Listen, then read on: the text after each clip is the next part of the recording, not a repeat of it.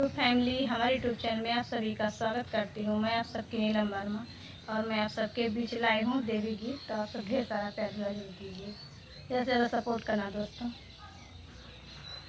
कैली हम कवन कसूर हो नजरिया से दूर कैलू अम्बे, कैली हम कवन कसूर हो नजरिया से दूर कैलू अम्बे। जाबै बजरिया हम टिकवा ले अइबै, जाबै बजरिया हम टिकवा ले अइबै, टिकवा ले अइबै मैया टिकवा ले अइबै।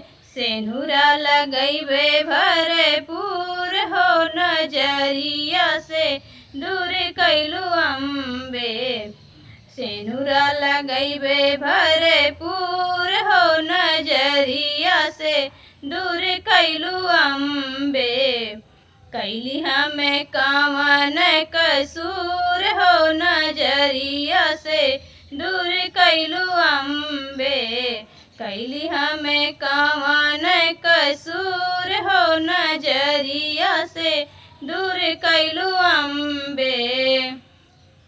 जाबै बजरिया हम कंगना ले अइबै, जाबै बजरिया हम कंगना ले अइबै, कंगना ले अइबै मैया चूड़ी ला ले अइबै, कंगना ले अइबै मैया चूड़ी ला ले अइबै।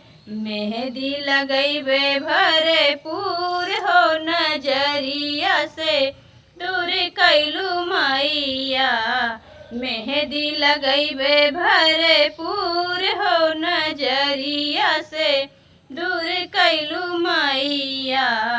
कैली हमें कवन कसूर हो नजरिया से दूर कैलू मैया, कैली हमें कवन कसूर हो नजरिया से दूर कैलू मैया।